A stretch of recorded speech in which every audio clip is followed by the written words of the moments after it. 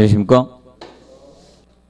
이번 시간은 페이지 374페이지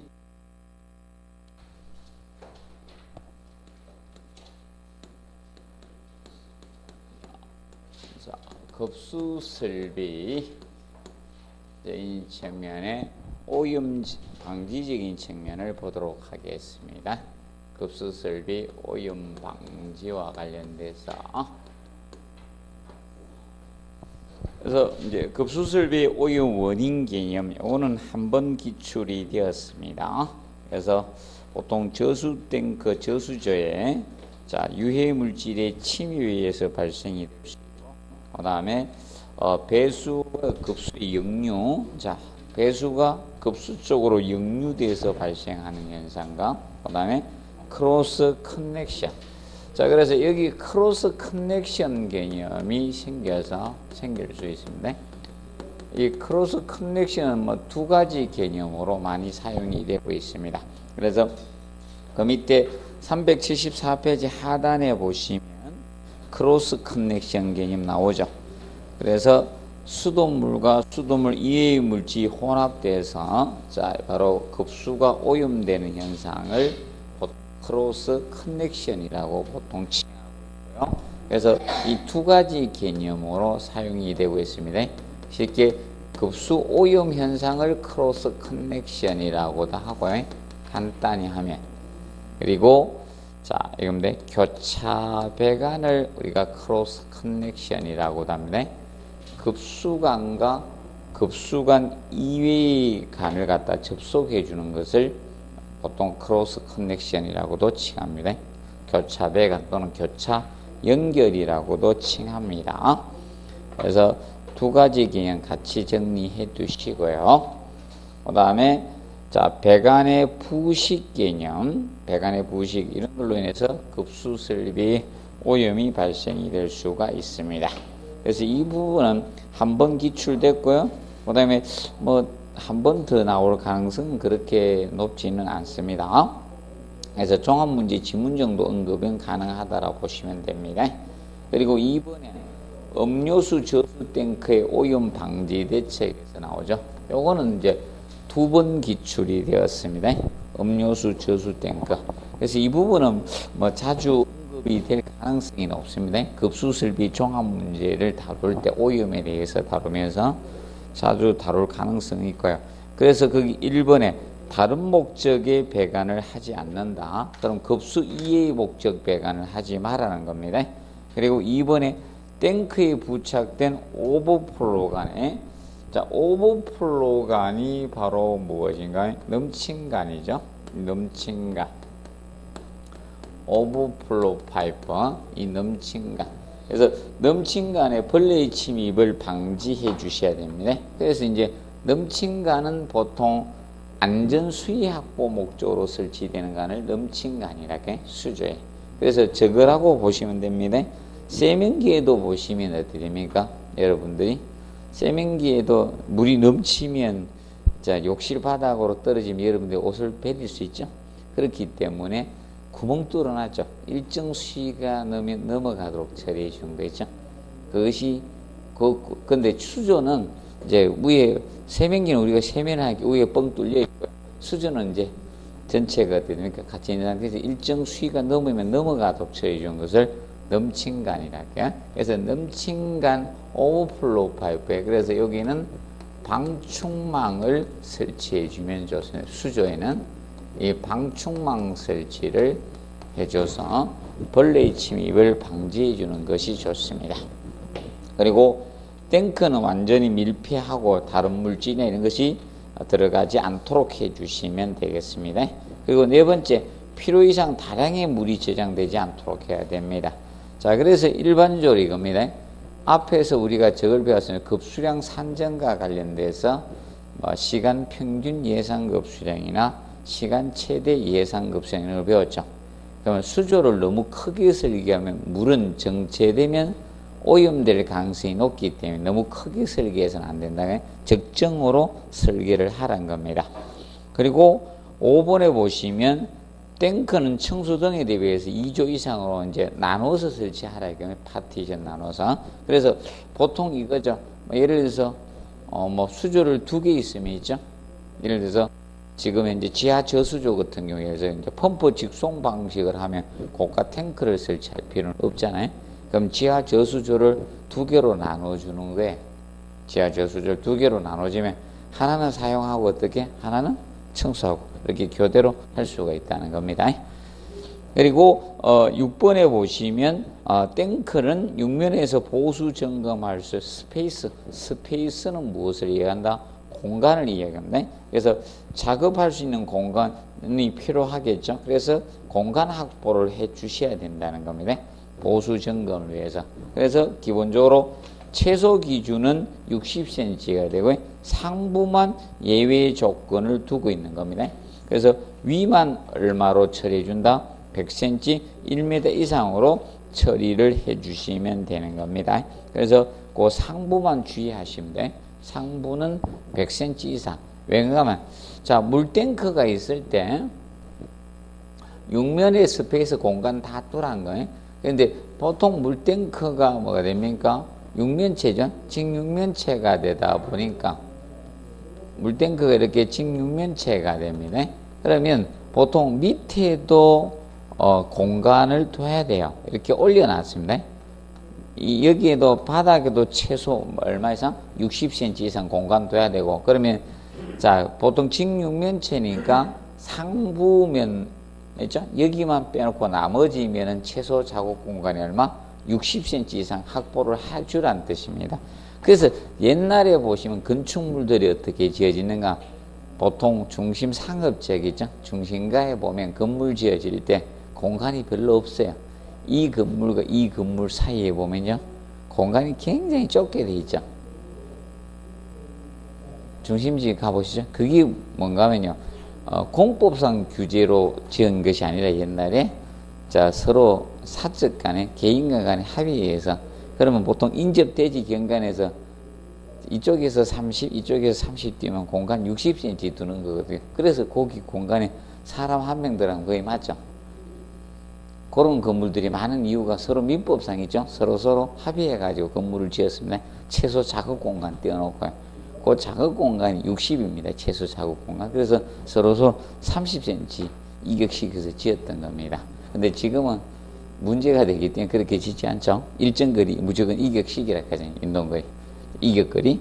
자, 그래서 이제 봐둘 거는 최소, 그래서 그 공간 확보를 육면 모두 확보한다는 점 알아두시고, 그 다음에 7번에 유입구와 유출구를 무슨 방향? 대각선 방향으로 설치한다. 자, 그럼 보통 수조가 이렇게 있을 때, 수조가 있으면, 그러면 이제 들어오는 것이 있을 거 아닙니까? 이렇게 들어오는 유입구가 있을 것이고, 그 다음에 나가는 유출구가 있게 되면 유입구와 유출구를 최대한 멀리 배치하라는 겁니다. 그럼 여기가 유출구가 되겠죠. 유출구가 되면, 그래서 이것을 최대한 멀리 배치해야 돼. 이렇게 멀리 배치를 해줌으로써 물의 정체에 따른 오염을 방지하겠다는 겁니다. 물이 정체되면 무엇이다? 물은 오염될 가능성이 높기 때문에, 그래서 이 물의 정체에 따른 이 수질오염을 방지하기 위해서, 수질오염 방지를 하기 위해서, 최대한 멀리 배치해 주라 이겁니다. 이건 가깝게 배치하면 안 된다. 대각선 방향으로 배치해 주란 것은 멀리 배치를 해 주라 이 뜻입니다. 가깝게 배치하지 마라 이겁니다. 자, 가깝게 배치하면요, 물이 정체가 될 가능성이 높다는 겁니다. 그래서 물이 오염될 가능성이 높기 때문에 자, 해주라는 겁니다. 그리고 8번에 음료수 탱크는 다른 목적의 물을 공급하지 않도록 해주시고요. 그 다음에 음료수 탱크 내면에 위생상 지장이 없는 도료나 자, 이런 공법을 사용해서 해주시면 되겠습니다. 그리고 거기 배수의 역류적인 측면 3번에 나오고 있죠. 그래서 배수가 이제 역류돼서 자, 물을 오염시킬 수 있기 때문에 일반적인 그 방지법에 보시면 있죠. 토수구에, 자, 토수구는 물을 뱉는 곳이 뭐다? 토수구입니다. 그 부분에, 자, 공간을 갖다가 두거나, 진공 방지기, 바로 버큐움 브레이커를 설치하라는 거죠. 그래서 그래서 방지기 버큐움 브레이커를 설치해서 방지해 줄 수 있다. 역류 방지기 설치하라는 겁니다. 자, 그 다음에 375페이지 급수 배관 시공상 주의사항 개념이 나옵니다. 첫째, 자, 배관의 구배적인 측면이 나오고 있습니다. 배관의 구배. 자, 배관의 구배라는 것은, 자, 경사 기울기를 뜻합니다. 기울기. 그래서 배관의 구배를 둬야지, 자, 공기가 정체되면요, 물의 흐름이 원활하지 않습니다. 그래서 이제 공기를 제거할 수 있고, 그 다음에 배관을 수리 점검할 때 배관 속에 물이 있으면 배관을 갖다 점검 수리하기가 어려워집니다. 그렇기 때문에 그 배관 속에 물을 완전히 배제하기 위해서 배관의 구배를 두게 됩니다. 보통 물은 높은 곳에서 낮은 곳으로 이동해 가죠. 그렇기 때문에 기본적인 구배는 선하향 구배가 기본적으로 가게 된다는 겁니다. 자, 그런데 고가 탱크, 이 옥상 탱크를 쓰게 되면 이 고가 탱크 방식, 고가 수조 방식인 이 옥상 탱크는 바로 수조의 경우는 이겁니다. 보통 하향급수 배관법을 쓰고 있죠. 얘는 하향급수 배관법이에요. 위에서 아래로 배관에는 하향급수 배관법을 선택하고 있기 때문에 기본적으로 이 구배 경사를 이렇게 두시면 된다. 그럼 고가 수조에서 물을 갖다가 내려서 쓸 거 아닙니까? 이렇게. 그럼 당연히 기본적으로 무슨 구배로 가는 것이 기본이 된다? 선하향. 앞을 내려주는 구배, 앞 내린 구배를 해야지. 그럼 여기서 물이 출발해서 이렇게 내려가잖아요. 그래서 여기가 출발점이니까 앞선자죠. 그래서 앞을 내려주는 구배로 가주라 이겁니다. 그래서 무슨 구배? 하향 구배. 기본적인 선하향 구배, 앞 내린 구배를 앞을 내려주는 구배로 해주시면 됩니다. 내려주고요. 그 다음에 각층에서 수평주간. 근데 그림은 보통 이렇게 그리는 분인데 실제 배관은요, 거꾸로 해가 다시 올라갑니다. 실제적으로 이렇게. 하향급수 배관법 써도. 왜 그러냐면 그래야지 점검을 할 수가 있거든요. 왜냐하면 문제가 생기면, 아래층에 문제가 생기면 위층에 대부분 알아야 되죠. 뭔가 문제가 빠지면 압력이 틀려져야 되잖아요. 그래서 기본적으로 구배를 이렇게 해서 배관이 실제는 이렇게 거꾸로 올라갑니다. 옥상 탱크를 이렇게 하게 되면. 이런 식이 됩니다. 그래야지 나중에 점검 이런 게 쉽습니다. 그래서 이제 여기 이렇게 돼서 이제 그래서 이 각층에 보통 그 선은 하나로 보통 꺼가지고 표현합니다. 그림 그릴 때. 보통 이 각층의 수평주간. 각층의 이 수평주간은 얘는 주의할 것이 선상향구배로 간다는 게, 얘는 선상향구배, 아볼링구배로 갑니다. 아볼링구배. 그럼 이제 여러분들이 구배가 경사가 나왔을 땐 주의할 것이 선상향구배만 잘 공부해 놓으면 돼요. 보통은 어떻게 됩니까? 물은 내려가죠. 기본이 선하향, 앞을 내려주는 구배가 기본 원칙인데, 그러면 선상향 구배를 어느 때 하느냐, 이것만 주의해서 봐주시면 됩니다. 선상향 구배. 그래서 이 선상향 구배를 해주는 이유는 이겁니다. 자, 각층의 이 수평주에 선상향 되면 여기 배수 밸브, 드레인 밸브를 열게 되면요, 여기에서 배수 밸브를 열게 되면 물이 다 빠져야 돼요. 배관 내에. 자, 만약에 이것이 선하향 구배를 하면요, 각층에서 세대에서 물을 다 빼줘야 돼요. 아니면 배관 내에 물이 제거가 안 됩니다. 그런데 지금 현재 이렇게 하면 이 배수 밸브를 열었을 때 배관 속의 물을 완전히 다 뺄 수가 있는 겁니다. 그럼 예를 들어서 자, 옥상 탱크 청소하면서 이 배관 내 물을 다 한번 하겠다. 배관 내 뭐 부식 이런 것도 다 제거하려면 이렇게 구별을 해줘야 되는 거예요. 그러니까 물이 빠질 수가 있는 겁니다. 그래서 선상향 구배 아볼링. 그리고 공기는 어디입니까? 높은 곳으로 이동합니까? 낮은 곳으로 이동합니까? 공기는 높은 곳으로 이동하죠. 그렇기 때문에 이렇게 구별을 해야지 수전으로 공기가 빠지는 거예요. 사용처럼. 그러면 배관에 물이 정체가 안 되는 겁니다. 그래서 선하향 구배, 앞내린 구배가 기본이고요. 여기서 주의할 게 고가 탱크. 자, 그래서 각층이 뭐가 된다? 선상향 구배. 자, 아무리 주의할 것은 옥상 탱크, 고가 탱크가 하향 급수 방식이라고 한다고 해서 모든 배관을 다 선하향 앞내린 구배에서 물을 공급한다 하면 안 됩니다. 각층을 주의해서 접근을 해 주시면 되겠습니다. 자, 그리고 두 번째 밸브 나오네. 밸브는 어벤츠 밸브, 공기 빼기 밸브가 시험에 출제가 되었습니다. 자, 굴곡 배관이나 이런 공기가 정체되기 쉬운 배관하면 공기가 정체되면 물의 흐름이 원활하지 못하죠. 그래서 이 에어를 빼줘야 됩니다. 공기 빼기 밸브를 우리가 설치해 줍니다.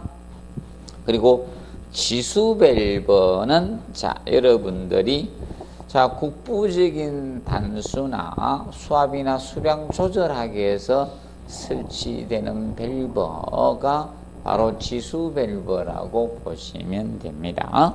그래서 물을 쉽게 정지시킬 수 있는 밸브 있죠? 거칠 수 있는 밸브가 지수 밸브입니다.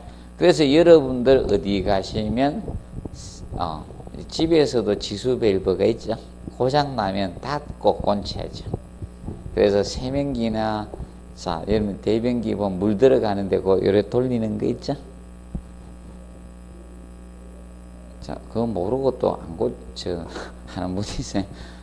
그거 닫고 이렇게 해야 되는데, 그래서 제가 어디 학원에 가니까 세면기에 물이 안 나온다고 한쪽에만 줄을 서가 있는 거예요. 그래가지고 내가 이쪽 왜 안 씻습니까? 그러니까 그쪽 고장 났다 하대요. 물이 안 나온대. 그래서 내가 밑에 그 들어가 있네.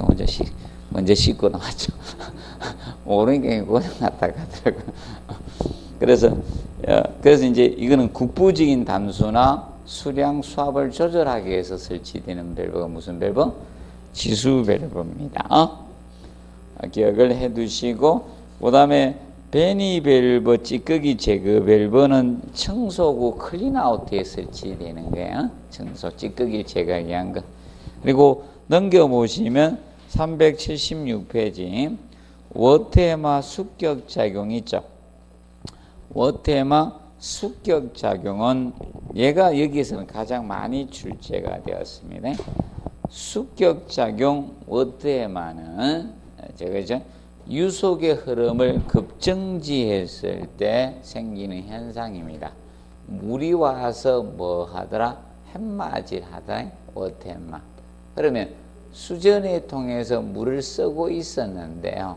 자, 물이 탁 닫히니까 물이 일정한 압력하고 속도로 오고 있는데, 최근에 전부 다 수전들이 이거잖아요. 물을 팍 놨다 확 닫히는 형태가 많아요. 수동식 밸브를 잘 아세요. 옛날에는 이렇게 돌려서 물을 열고 닫고 했는데, 지금 돌리는 밸브 잘 있어요, 없어요? 없죠? 그냥 탁 들어오면 나오고 탁 내려오고 되죠? 이렇기 때문에 물이 나오다가 탁 수도를 하는 거예요. 급정지 하는 겁니다. 그렇다 보니까 물이 와서 어떻게 하더라? 탁 와서 치는 거예요. 햇맞이를 한다. 그래서 워테마 습격작용이라고 해요. 그래서 유속의 흐름을 급정지해서 생기는 현상입니다. 그러면 물의 이거는 수주분리 현상은 이거고요. 수주분리 현상은 자, 물의 끊김 현상이야. 물이 연속적으로 쭉 가야 되는데 물이 중간에 탁탁 끊기는 현상이죠. 이것을 수주분리 현상이라고 하고, 그 다음에 습격작용은 뭐다? 햇맞이랑 물이 와서 퉁 치는 거예요. 그것이 습격작용이 됩니다. 그러면 습격작용은 보통 왜 발생하느냐? 자, 보통 이거죠. 수전의 급조작에 의해서 생기는 거야. 수전 개폐 시간을 서서히 하면 되는데 서서히 열었다가 서서히 잠그면 되는데 어떻게 한다?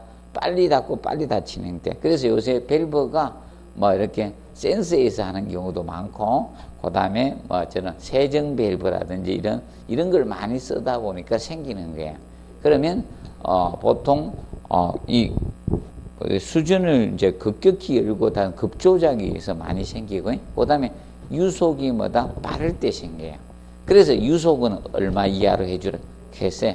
우리가 자, 그래서 이제 이 워테마 습격작용을 방지하기 위해서 그래서 이 습격작용 방지를 위해서 유속을 너무 빠르게 하면 안 된다 했죠. 그래서 유속을 2m 세크초당 이하로 하라 했죠.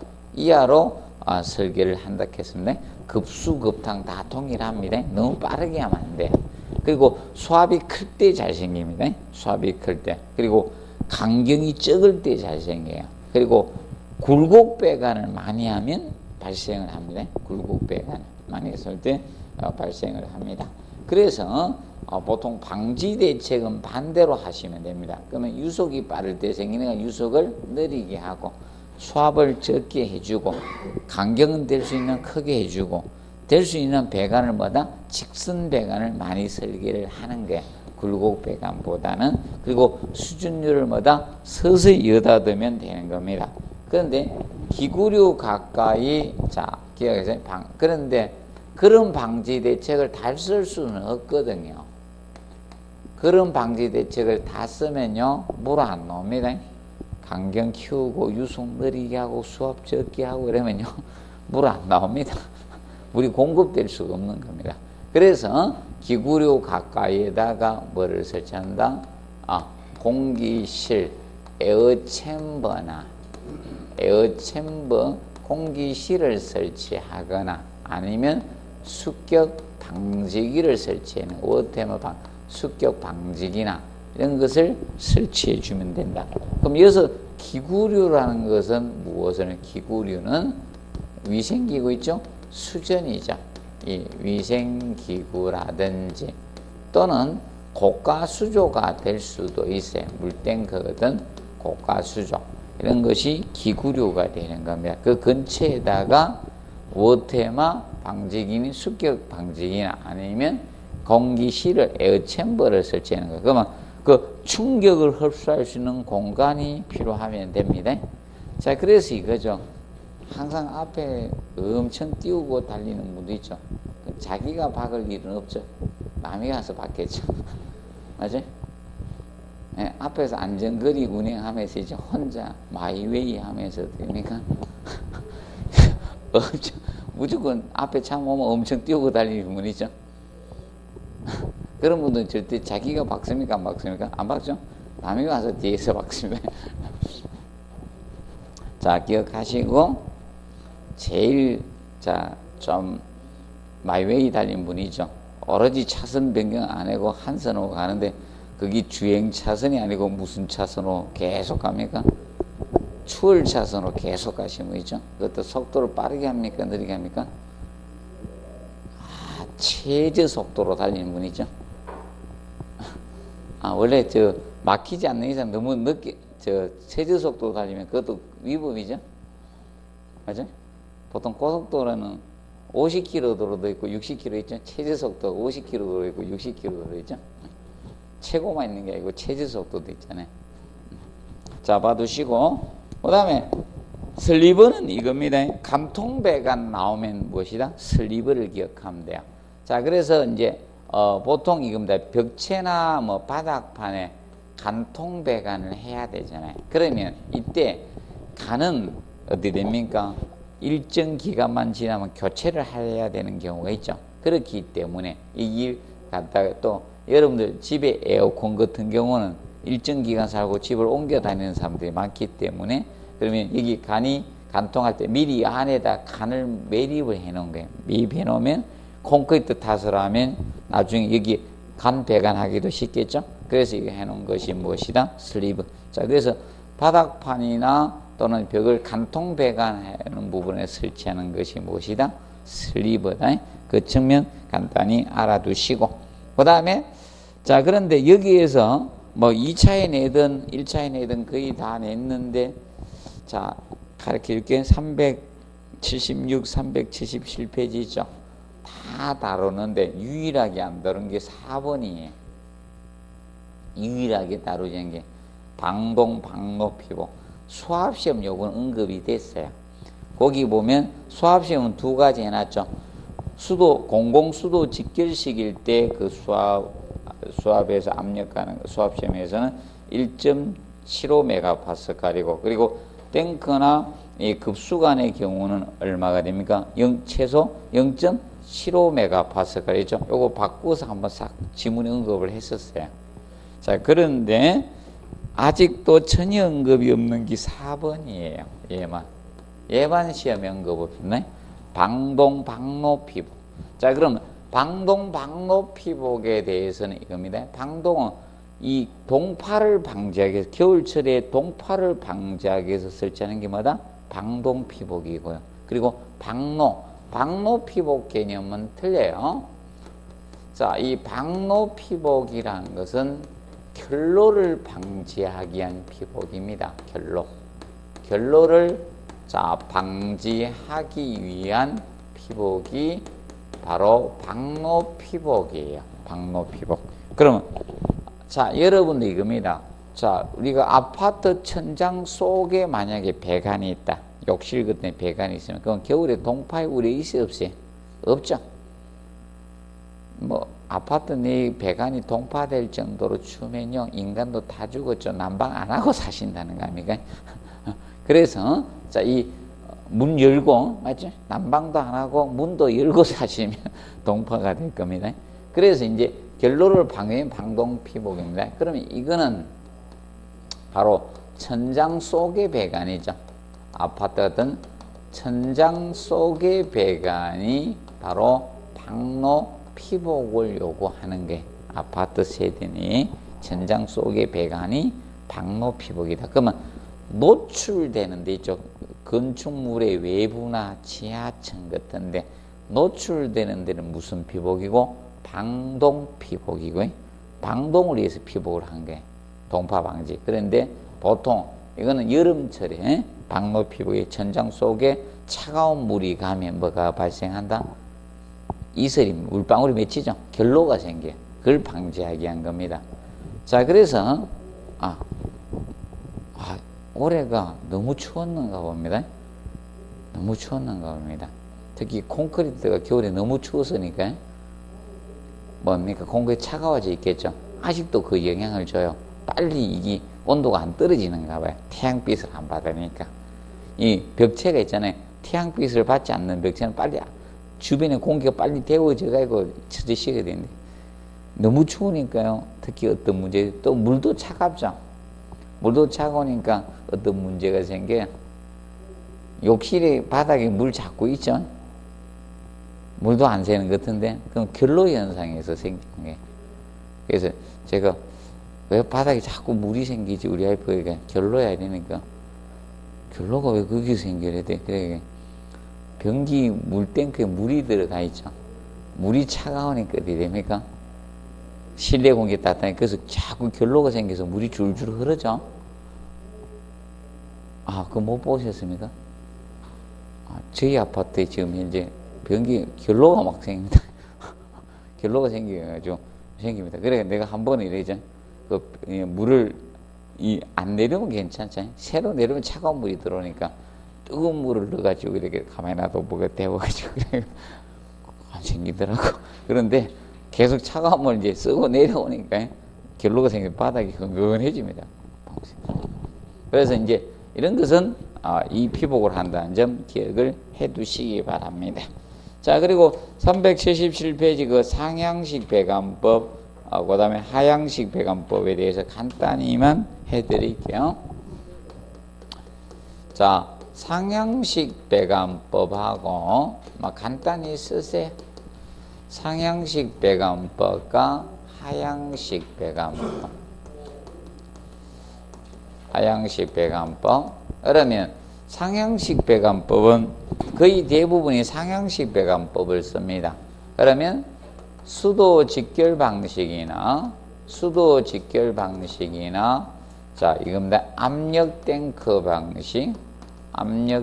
방식이나 또 그다음에 펌프 직송 방식이 있죠. 탱크가 없는 부스터 방식, 펌프 직송 방식. 자, 얘들은 전부 다 상향식 배관법을 써요. 상향식 배관. 그러면 하향식 배관법 쓰는 것은 이것만 하향식 배관법을 씁니다. 고가 탱크, 고가 수조, 고가 탱크 방식만 하향식 배관법을 쓰게 됩니다. 그러면 상향식 배관법의 장점, 이거의 장점은 이겁니다.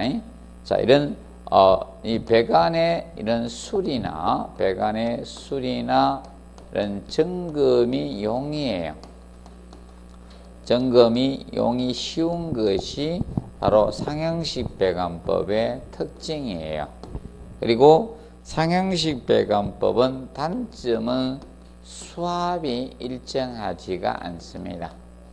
수압이 일정하지 않습니다. 이것이 바로 상향식 배관법의 단점이에요. 자, 그런데 하향식 배관법은 반대라고 보시면 돼. 그러면 하향식 배관법의 장점은 수압이 일정한 것이 바로 장점이에요. 수압이 일정하고요.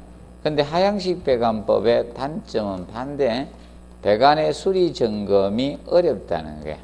배관의 수리나 이런 점검이 어렵습니다. 점검이 어려운 것이 하향식 배관법이 됩니다.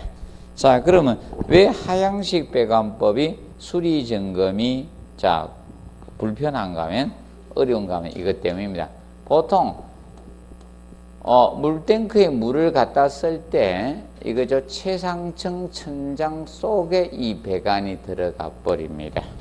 자, 근데 상향식 배관법을 하면요, 지하실 천장에 수평 배관이 가잖아요. 그래서 나가면 되니까 수리 점검하기 편리합니다. 그래서 그걸로 인해서 누가 더 수리 점검은 용이하다? 상향식 배관법이 용이한 겁니다.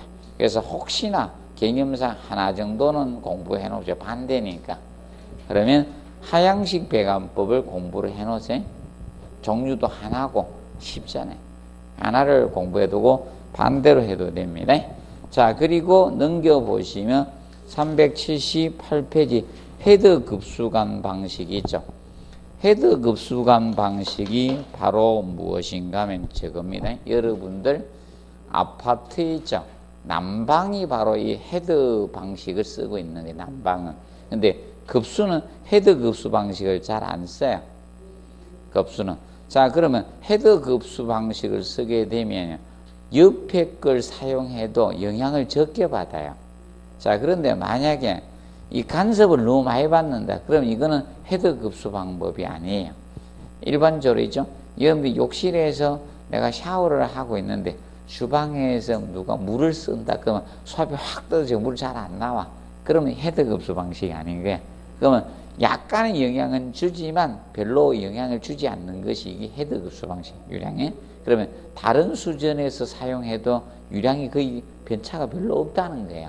헤드. 그래서 난방은 여러분들 어떻게 되는가 하면, 난방이 주방의 싱크대 아래를 보시면 어떻게 되는가 하면, 거기에 난방에서 공급하는 헤드가 거실이 크면 거실 1, 2이죠. 침실 1, 2 이렇게 써놨잖아. 그게 헤드 공급입니다. 거기서 이렇게 따서 나눠 분배해 주는 거예요. 그래야지 보통 균등히 분배되거든요. 영향을 적게 받는다 보시면 됩니다. 그 정도 알아두시면 되겠습니다. 그래서 그래서 그거 2번만 체크하세요. 378 하단 있죠? 특징에서 2번. 그래서 헤드자로부터 각 기구의 단독 배관 데모로 기구를 동시에 사용하던 유량 변화가 어떻게 적어요. 유량 변화가 적은 것이 바로 무슨 공급 방식의 헤드 급수 방식의 특징입니다. 일반 분기 방식은요, 영향을 많이 받는 거예요. 분기 방식은. 그래서 이 분기 방식보다는 이 헤드 급수 배관법을 쓰는 것이 유량이 균등해진다는 점을 알아두시면 되겠습니다. 봐두시고요. 그 다음에 넘어갑니다. 페이지 384페이지 보시면, 자, 급탕설비 쪽에서 급탕설비. 자, 뜨거운 물을 공급해 주는 것이 무슨 설비? 급탕설비입니다. 자, 급탕설비는 최근의 흐름은 두 문제였습니다. 19회 20회 때는 두 문제씩 출제가 됐습니다. 근데 그때 한 문제는 계산 문제고, 급탕은 쉽게 이겁니다. 여러분들 계산 문제니까 관리비 많이 내면 돈 내는 거예요. 그럼 계산 내는 거예요. 그래서 여러분들이 이겁니다. 급수는 그냥 물만 사용하면 되지만, 맞죠? 급탕은 물값도 내면서 어떻게 데워야 되죠? 가스값까지 들어가잖아요. 그럼 비용이 더 많이 들어가죠. 근데 찬물로만 쓰면 비용 적게 들어가겠죠? 우리 집 사람들은 전부 다 뜨거운 물을 싫어해서 찬물로 다 하더라.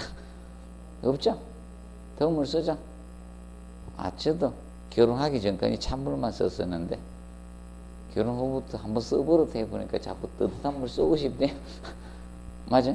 그렇게, 그래서 어디입니까? 따뜻한 데서 방바닥 따뜻한 데 계속 자신 분들은 밑에 안 따뜻하면 잠 못 자시죠.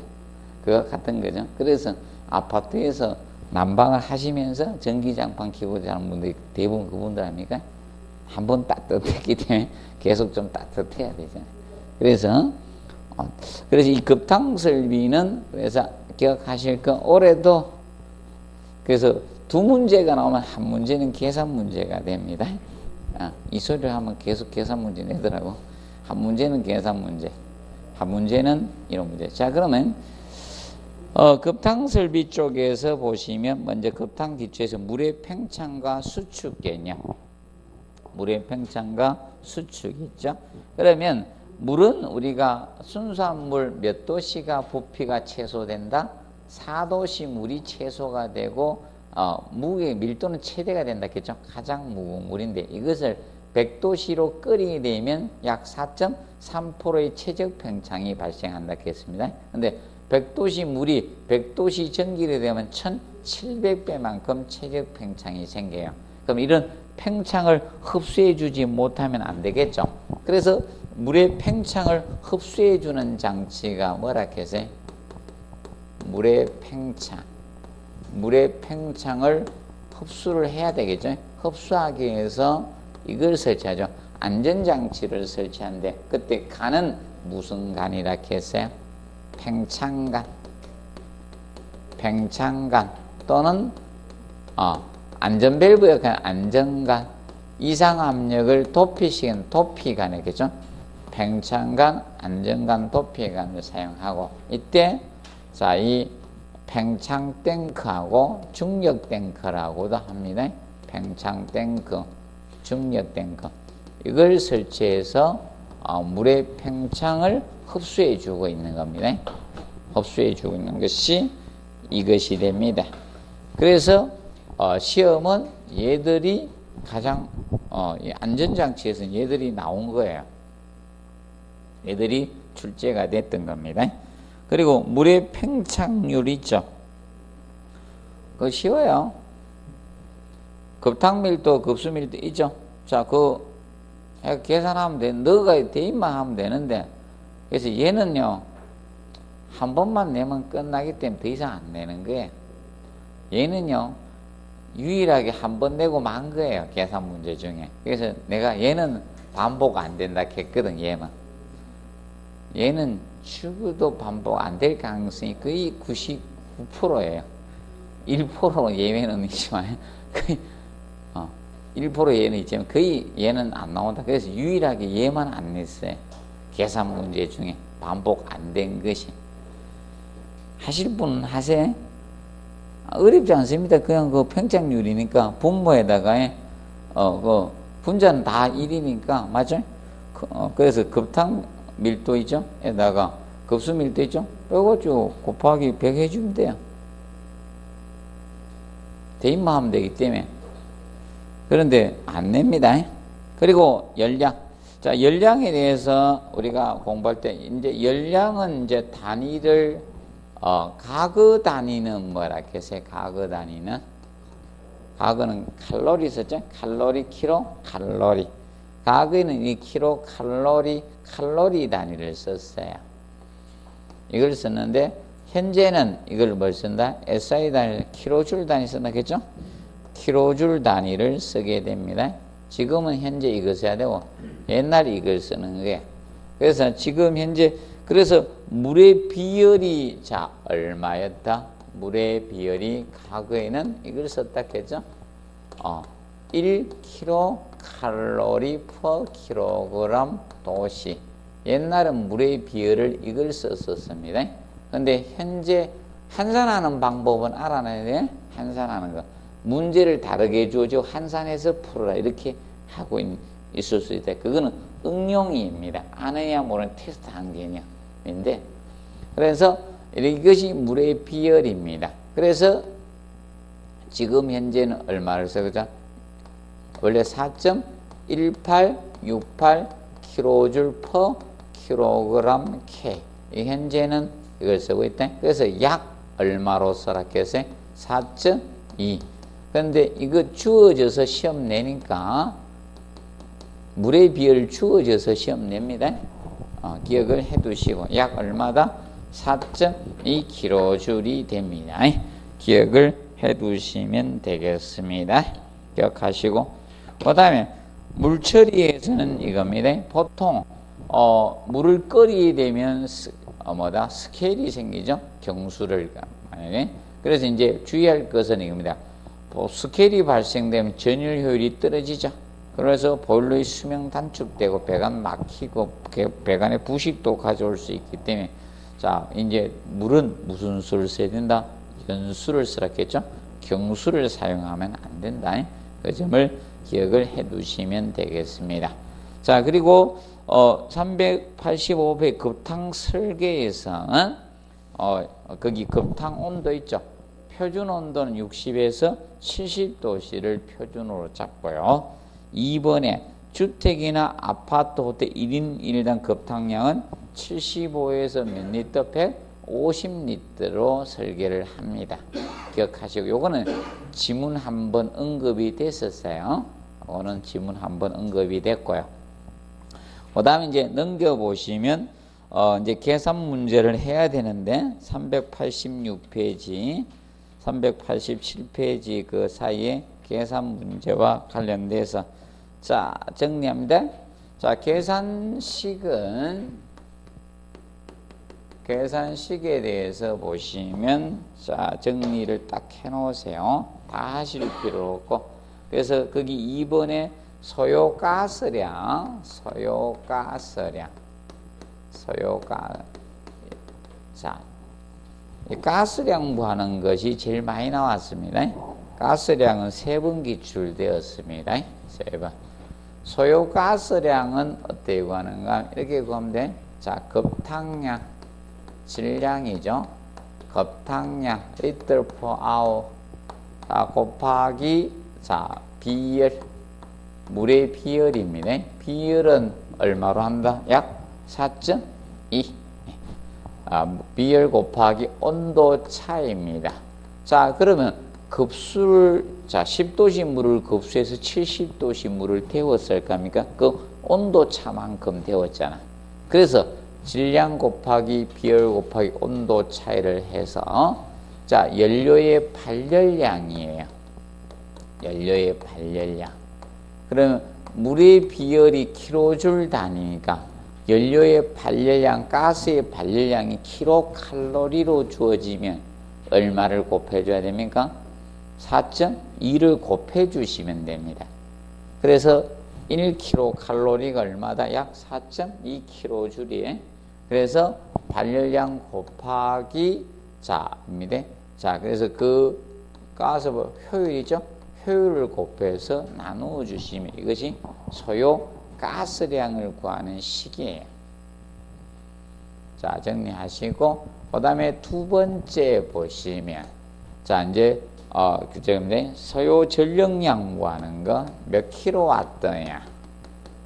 자, 이 전력량 몇 킬로와트냐 이런 것을 구하는 문제. 동력이나 전력량으로 구할 때 자, 그러면 소요 전력량은 급탕량 곱하기 비열 곱하기 온도 차이를 하셔가지고 온도 차이를 해서 자, 그래서 우리가 소요 전력량은 항상 기억하실 것이 1kW 1kW의 전력은 자, 열량으로 나타내면 3600kJ/h의 개념이 됩니다. 1kW는 3600kJ이에요. 열량으로 환산하면 자, 기억을 해 두시고요. 열량으로 환산하면 3600kJ이고 그리고 전기 증발 잡열 정발 잡열은 2257kJ입니다. 100도씨 물 1kg을 100도씨 전기로 만들 때 필요한 열량이 전기 정발 잡열인데 약 2257kJ이란 열량이 됩니다. 기억을 해 두십시오. 그래서 이제 소요 전력량 구했기 때문에 이게 전체 열량이잖아요. 이것을 자, 1kW 3600이죠. 3600 곱하기 효율을 곱해서 나누어 주시면 되는 거예요. 그래서 얘는 3번 나왔고 얘는 2번 나왔어요. 자, 그리고 사실 이겁니다. 계속 내도요. 틀리사만 계속 틀립니다. 자, 그리고 수치만 바뀌면 또 답을 외우는 사람들이 많기 때문에. 그래서 저겁니다. 회계원리 점수가 계속 안 나오는 사람이 있었어요. 옛날에 내가 보니까 수치만 바뀌면 안 되더라고. 학원에서 푸는 수치하고 똑같이 나와야지 맞추는 것 같은 느낌이. 내가 그 테스트 해본 게 저걸 해봤거든요. 시설계로 문제를 한번 해봤거든. 똑같은데 수치만 바꾸니까 틀리더라고.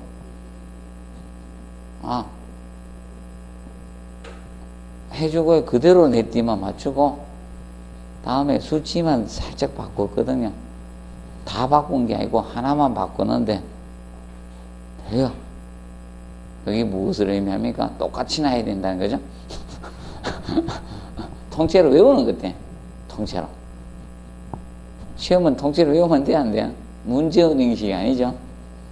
우리 시험은 문제은행식이 아닙니다. 출제위원 들어가 출제를 해요. 문제은행식이 아니라는 거, 그걸 명시해. 산업인력관리공단 치는 시험 중에서 국가시험은 문제은행식으로 안 치는 겁니다. 공인중개사하고 있죠. 국토교통부에서 치는 거는 문제은행식이 아닙니다. 국토교통부에서 관할하는 것은 일반 자격증 있죠? 그거하고 틀립니다.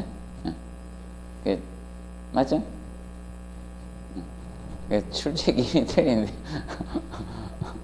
외우면 안 됩니다. 어떤 분들 막 답을 외우고 그러면 큰일 나요. 이거 자동차 시험 아니에요?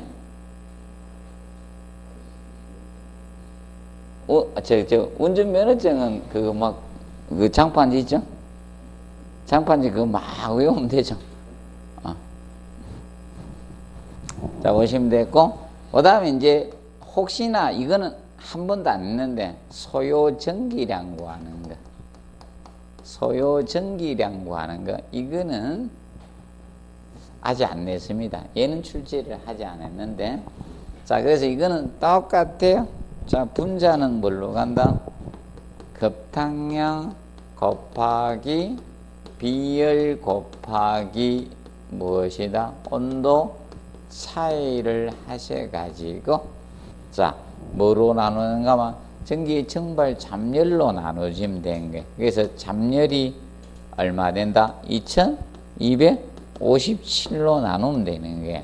근데 여기는 효율을 곱할 필요가 없는 것이 이겁니다. 자, 연료효율이 100%니까 효율은 곱할 필요가 없습니다. 잡열을 나누어 주시면 됩니다. 그리고 이제 딱 4개씩만 합니다. 네 번째로 자, 이건 순환수량 구하는 거. 순환수량. 근데 순환수량의 단위는 리터 퍼 아워의 기본이 리터 퍼 아워가 됩니다. 자, 그래서 순환수량은 우리가 알아두실 것이 자, 이겁니다. 순환수량은 손실열량이 킬로와트로 주어지면 자, 요거는 요거일 때 여기 와야 되는 3600이 옵니다. 1kW가 얼마였기 때문에 3600kW. 자, 그래서 항상 기억하세요. 요건 오는 것은 단위가 뭐일 때? 킬로와트일 때만 옵니다. 킬로줄로 주어지는데 3600 곱하면 안 돼요. 1kW가 손실 열량을 킬로줄 열량 단위로 주어지면 관계없어. 킬로와트로 주어지면 한산하기 위해서 3600을 곱해주는 거예요. 명심하세요. 시험은 킬로줄로 주어지면 쉬우니까, 맞죠? 원래 손실량을 나눠야 되는데 제가 이걸 써준 이유는 바로 뭐 때문에? 킬로와트를 킬로줄로 환산하기 위해서. 킬로줄로 주어지면 시험이 너무 쉬우니까 킬로와트로 주어질 가능성이 높다. 손실열량. 그럼 총손실량은 킬로와트. 그래서 이것도 3600 곱하고 이때 비열 곱하기 온도 차이로 나누어 주시면 순환수량이 된다. 이때 단위가 리터 퍼 아워예요. 단위가 리터 퍼 아워의 개념이 됩니다. 리터 퍼 아워. 자, 그러면 이때 이걸 갖다가 나누기 60을 하면 뭐다? 리터 퍼 민이 나오는 거예요. 리터 퍼 민. 그래서 기억하실 것이 왜? 리터 퍼 민으로 구하라 하면 60으로 나누어 줘야 돼요. 급탕의 기본 단위는 리터 퍼 아워에 시간당 몇 리터 이게 기본 단위예요. 자, 급수의 기본 단위가 있고 급탕의 기본 단위가 있어요. 그걸 항상 명심하십시오. 계산을 할 때. 그 급탕은 입방메다 퍼 민이 기본입니다. 급수는 분당 얼마를 올렸느냐 이것이 기준이고요. 급탕은 시간당 몇 리터 이거 개념으로 갑니다. 개념 때문에. 그래서 사실 이겁니다. 물은 실게 이거잖아요. 우리가 공급하는 물은요. 우리가 먹고 저거 있죠? 세면대에만 쓰는 게 아니잖아요. 맞죠? 그럼 싱크대에도 물 쓰고 그다음 보일러에도 들어가고 있죠? 그다음에 어디도 합니까? 변기에도 물 들어가고 있죠? 여러 군데가 들어가요. 그렇기 때문에 기본 단위가 분당 몇 입방메다야. 이게 기본 단위고요. 급탕은 리터 퍼. 급탕은 뜨거운 물 쓰는 데만 쓰죠. 맞죠? 변기에도 뜨거운 물 넣고 막 이래요? 그건 아니죠? 그렇기 때문에 약간 차이가 있는 게 단위가. 그래서 단위가 약속인 거야. 이걸 정한 거예요. 할 때. 기준 잡으죠? 리터 퍼 민이 되면 근데 설비를 안 했으면 그 단위를 몰라가지고 문제를 그래 내면요 그렇게 풀으라고 하는 개념인데 그럼 몰라가지고 막 난리돼. 쌤들도 모릅니다. 보니까. 그래서 정리해 놓죠. 그래서 이 4개씩을 잘 해 놓으시면 돼요. 명심합시오.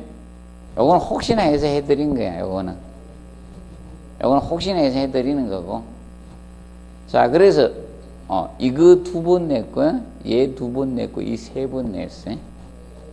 근데 그 팽창률이죠. 걔는 한 번 내고 행하면 제가 그랬지. 한 번 내면 끝입니다. 이랬거든. 끝난 거야. 근데 계속 얘들 가지고 낼 거예요. 나오는 해는 얘들 가지고 냅니다.